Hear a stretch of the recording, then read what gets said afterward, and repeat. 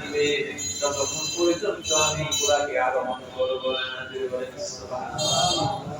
আল্লাহ রাব্বুল আলামিন সাথে সাথে জবাব দিয়ে দিলেন, ডাক করে জিবরাইল, হে জিবরাইল আমার বন্ধুকে জানিয়ে দাও আমার তার উম্মত যারা হবে, তার খাঁটি উম্মত যারা হবে, তার উম্মতরা ওই কঠিন ফুলসারা কেমন ভাবে তারা পার হবে, আমার বন্ধুর উম্মতদেরকে এই ফুলসারা পার করার জন্য আমি আল্লাহ রাব্বুল আলামিন এর চাইতে আরো সুন্দর সুন্দর কোরআন আমার বন্ধুর উম্মতের জন্য আমি রেখে দিয়েছি।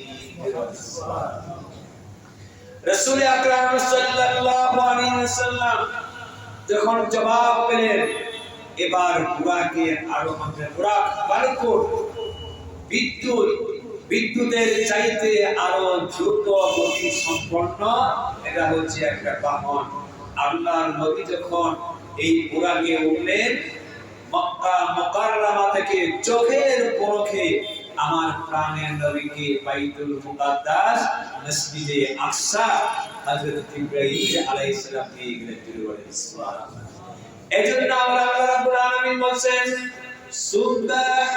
সুবহানাল্লাযী আসরা বিআবদিহি লাইলান মিনাল মাসজিদিল হারাম ইলা মাসজিদিল আকসাল্লাযী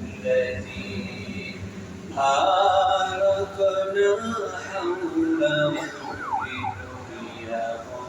من آياتنا إنه هو السميع البصير। পবিত্র মহান সেই সত্তা আল্লাহ সুবহানাহু ওয়া তাআলা যিনি তার নবীকে ভ্রমণ করিয়েছেন, ইসরা করিয়েছেন মসজিদুল হারাম থেকে মসজিদে আকসা পর্যন্ত, লিনুরিয়াহু মিন আয়াতিনা আমার যত নিদর্শন সৃষ্টি আছে এই বিস্ময়কর সৃষ্টি পরিদর্শন করার জন্য আমার নবীকে আমি ভ্রমণ করেছি। রাসূল আকরাম সাল্লাল্লাহু আলাইহি ওয়াসাল্লাম বলেন, বাইতুল মুকাদ্দাস যখন এই বুরাক থামলো, এই বুরাকটা একটা পাথরের উপরে একটা ভেঙে আমরা আমি এবং জিবরাইল বাইতুল মুকাদ্দাসের ভিতরে প্রবেশ করি। ওইখানে যখন বাইতুল মুকাদ্দাস প্রবেশ করি, যে দেখি মসজিদে আকসায় সমস্ত নবীরা সেখানে হাজির, সেখানে উপস্থিত হয়েছে। আজান হয়ে গেল, নামাজের সময় হয়ে গেল, আমি এবং জিবরাইল নামাজের মুসল্লিদের কাতারে আমরা বসে গেলাম।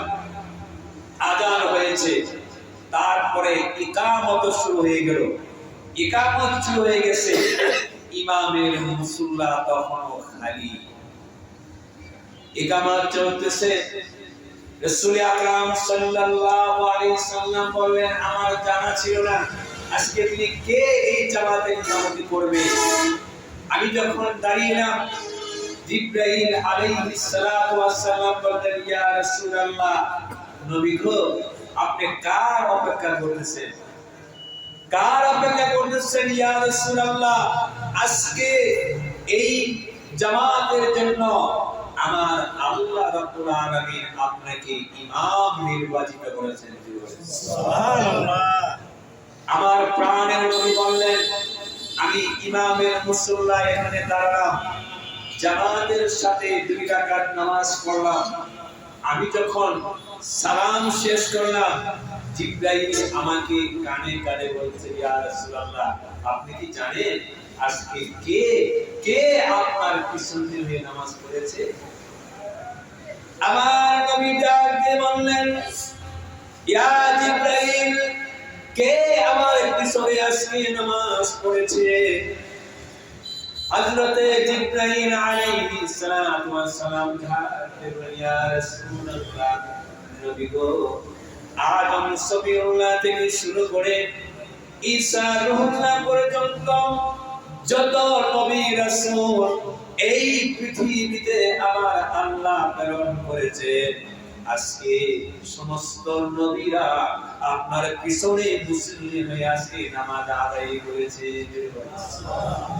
এই জন্য আমার প্রাণের নবীকে ওই বাইতুল মুকাদ্দাস মসজিদে আকসায় সমস্ত নবীরা আমার পিছনে যেহেতু মুসল্লি হয়ে নামাজ পড়েছেন, আমার নবীকে ইমাম বানিয়েছেন। এই জন্য আমার নবীকে বলা হয় ইমামুল মুরসালিন, সমস্ত নবীদের ইমাম আমার আল্লাহ রাব্বুল আলামিন বানিয়ে দিয়েছেন। রাসূল আকরাম সাল্লাল্লাহু আলাইহি ওয়াসাল্লামকে আমার আল্লাহ রাব্বুল আলামিন সমস্ত নবীদের ইমাম বানিয়েছেন, রাসূলদের ইমাম বানিয়েছেন। ওয়ারাফা'না লাকা যিকরা, আমার নবীর সম্মান আমার আল্লাহ রাব্বুল আলামিন বৃদ্ধি করে দিয়েছেন। আর তুমি তথাকথিত মুফাসসির হয়ে আমার ওই নবীকে গরু রাখার ছিল, ওই নবী মূর্খ ছিল, ওই নবী আলিফ বা তাসা জানতেন না, ওই নবী আমাদের মতো মানুষ ছিল।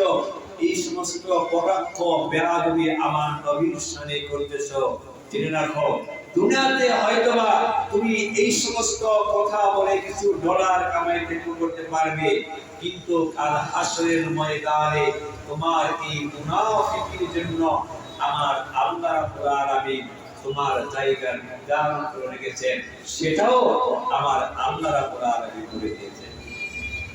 আল্লাহ রাব্বুল আলামিন বলছেন, যারা আমার নবীর সামনে বেয়াদবি করবে, নবীর শানে কটাক্ষ করবে, এই মুনাফিকি যারা করবে, তাদের ব্যাপারে আমার আল্লাহ রাব্বুল আলামিন বলেছেন, ইন্নাল মুনাফিকিনা ফি দারকিল আসফালি মিনান নার, জাহান্নামের সবচাইতে নিকৃষ্ট যে জায়গা ওই মুনাফিকদের জন্য আমার আল্লাহ নির্ধারণ করে রেখেছেন। সেই জন্য আমাদের এলাক থাকতে হবে। বেশি বেশি মানুষ দেখে আমাদের পাগল হলে চলবে না। আমাদের আগে চিন্তা করবে যিনি কথা বলতেছেন তিনি কি আমার নবীর পক্ষে না নবীর বিপক্ষে, তারপরে আমাদের সিদ্ধান্ত নিতে হবে। আমরা যদি আমার প্রাণের নবীকে ভালোবাসতে পারি, তার অনুসরণ যদি করতে পারি, দুনিয়ায় যেরকম আমাদের শান্তি আসবে, পরকালে কল্যাণ আসবে। কবরে যেন নবীকে পাই, হাসরে যেন নবীকে পাই, হাউজে কাউসারে যেন আমার নবীকে পাই, নবীর শাফায়াত যেন আল্লাহ রাব্বুল আলামিন আমাদের নসিব করেন। সকলে বলছি আমিন। ওয়া আখিরু দাওয়ানা ওয়া মা আলাইনা ইল্লাল বালাগ। যারা সুন্নাত করেন না, এখন করেন।